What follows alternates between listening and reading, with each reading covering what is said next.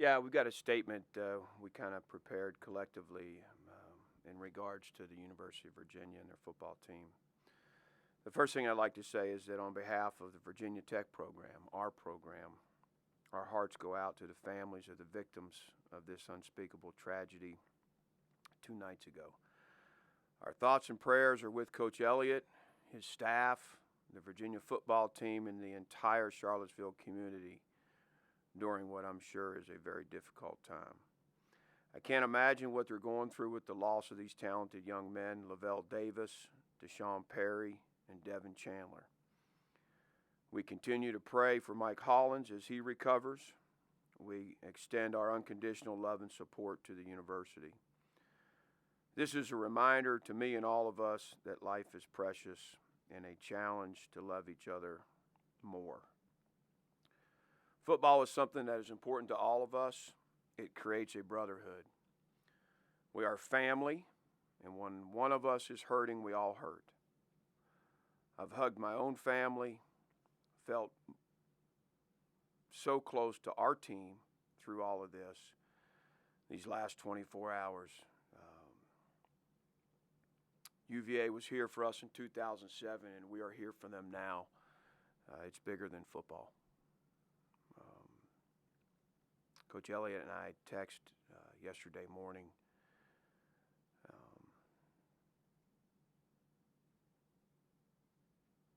Our hearts go out to them. Status, Dorian Strong's out for the year. Injury progressing, but after an appointment, just needs more time, and we're certainly going to do that. Malachi Thomas is doubtful for this week. I'll open it up for questions. You said you texted Coach Elliott. What do you even say in a moment like this? I'm thinking about him. I can't imagine.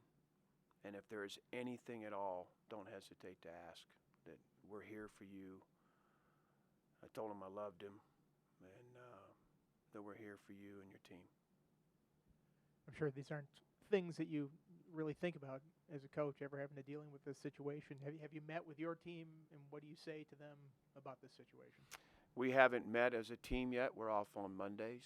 I sent out a message to our team yesterday afternoon, early afternoon. And then we're going to discuss it today. That's first on the list, for our team meeting today. And, it's hard. I mean, I saw a lot of our guys yesterday, and, you can't help but think about if this was our team and it was 3 or 4 of our players, what we'd be going through. It hits home that way. And, so very tough situation. I was part of something, a tragedy similar to this at the University of Memphis. We lost a player in season. We're going to hold our team close. And it's on the minds of everybody, every player that came through, every staff member. There's so many connections to our program and theirs, through our players, through our coaches, that this does hit close to home. Brent, how did the news get to you? I saw it. I didn't see it till really first thing Monday morning. Really did I grasp what was going on. We had a late Sunday night, and you get home with your wife and kids and try and steal some time with them before it's lights out.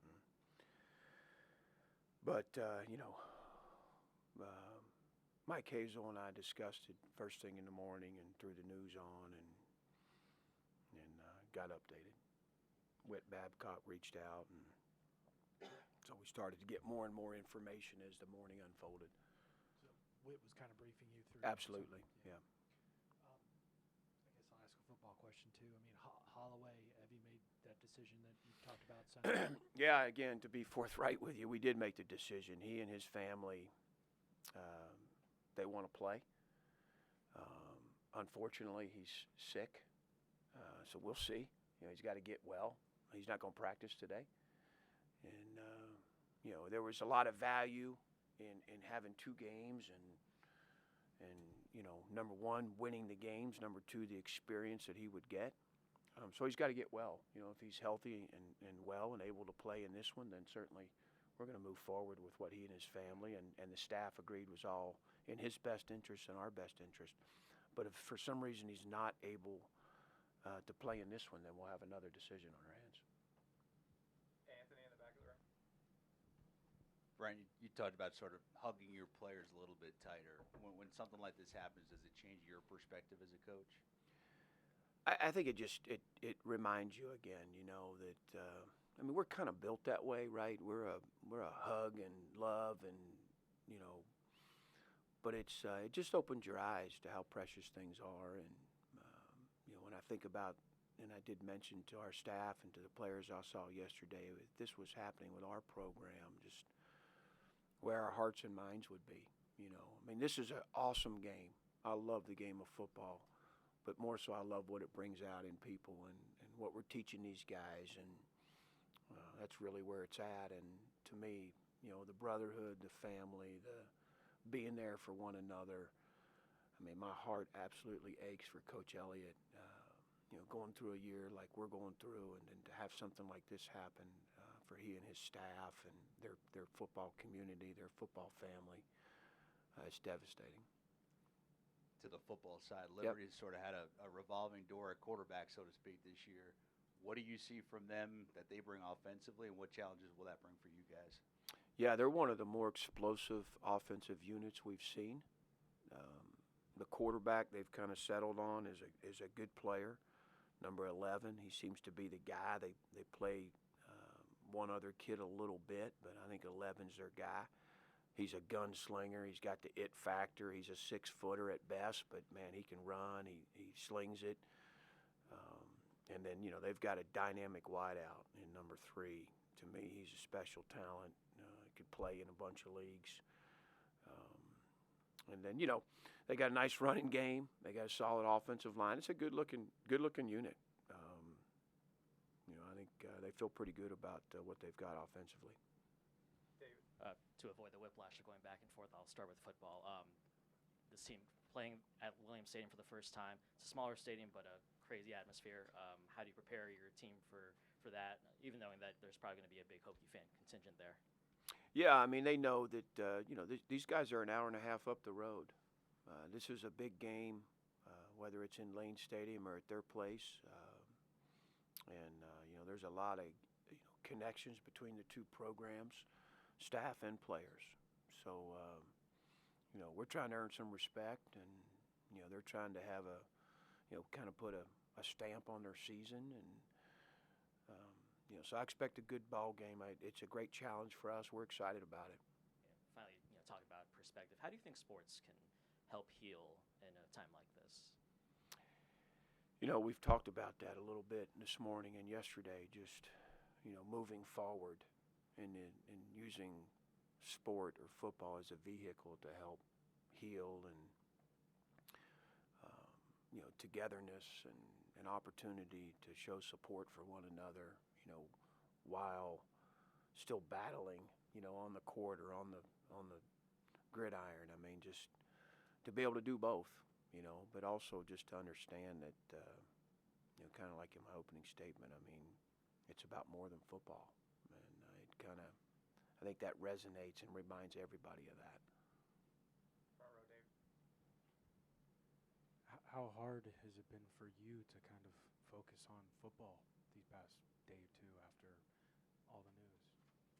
Yeah, it's been at the, it's been on everybody's mind pretty heavy.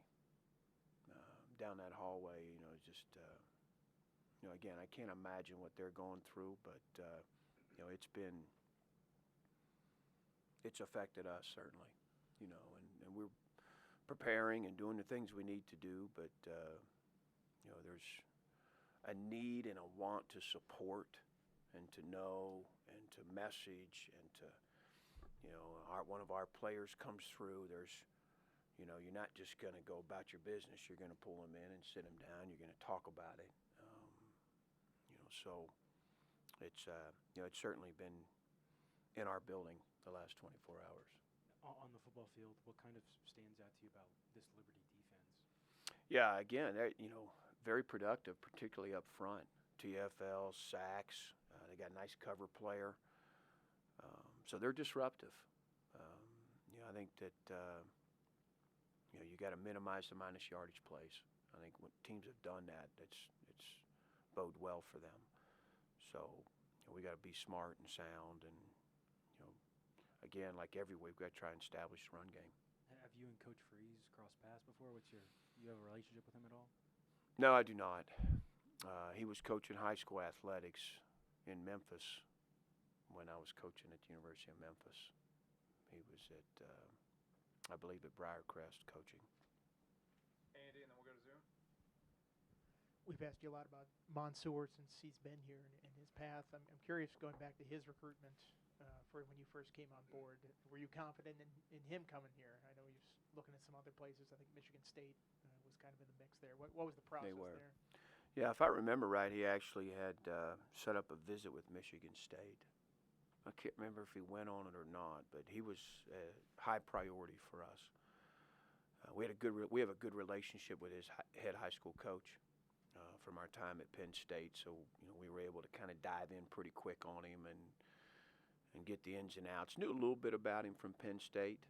He was certainly on our list there, but he was one of those guys, with a star by his name. We got it number one because he had, put some feelers out there, which was understandable, and number two because of the talent level. And I always saw him as a guy, is he a corner, is he a safety? But he was smart, he was savvy. I liked the way he played. So it was good. His high school coach was supportive and helped us navigate that. It's a great family, and I think they got a lot of respect for the Fuller brothers. There's some familiarity there, and so we were fortunate to get him. Let's go to Zoom for a couple. On Zoom, please use the raise hand feature to ask questions. We'll take as many as we have time for, and we'll start with Evan, please. Yeah, with the kicking situation moving forward, do you think you're going to stick with Love for the rest of the year and let him get under the 4-game limit, or do you think you'll go back to Will Ross? Kind of where's the thought process there? Yeah, that's a good question. We're going to give John another opportunity this week. Feel like he deserves that. And then we'll reevaluate it after the Liberty game. Again, Will's done some good things this year. And, they had a heck of a battle in preseason camp, and, we felt it was fair to kind of open it up and give John an opportunity with what happened, particularly on the PATs. And, again, about evaluating some of the freshmen in our program and what we have in them. Can we go to David Teal, please? Brent, when the young man was killed at Memphis, do I have the timing right that just a day or two later you guys had a game? Yes, sir. Played Marshall. Played University. Marshall? Yes, sir. What was there any thought given to canceling that game? What was the thought process, among the staff and the players about continuing on? Yeah, it was very challenging. Administratively, I don't know the thought process in playing the game. That was above my pay grade. Right. But the young man actually played for me, and navigating,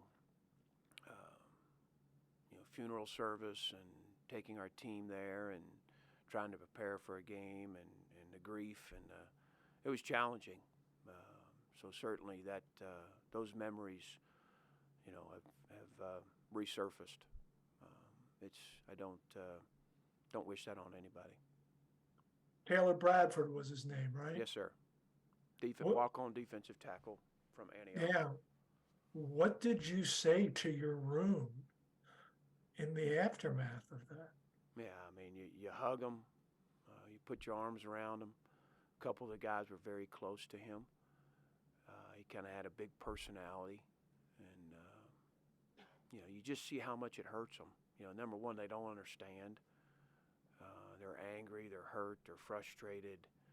They're grieving, and you're trying to ask them to concentrate on,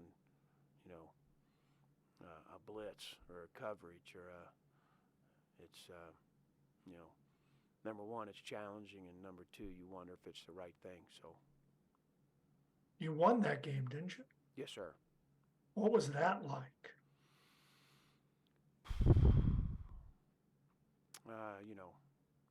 I think it's kind of hazy for everybody. It wasn't. I don't remember it being a joyous occasion. It was still a somber attitude on our football team. Thank you. Yes, sir. Can we please go to Andrew?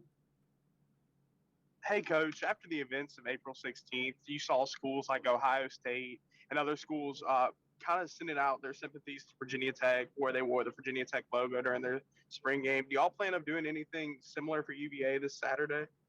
Yeah, there's discussions happening now. Most of them on the third floor. But there are discussions happening now for this weekend and the following weekend. Any final questions on Zoom for Coach? Okay, Travis? Anything else in the room for Coach? All right, thanks, everybody. Okay, thanks, guys.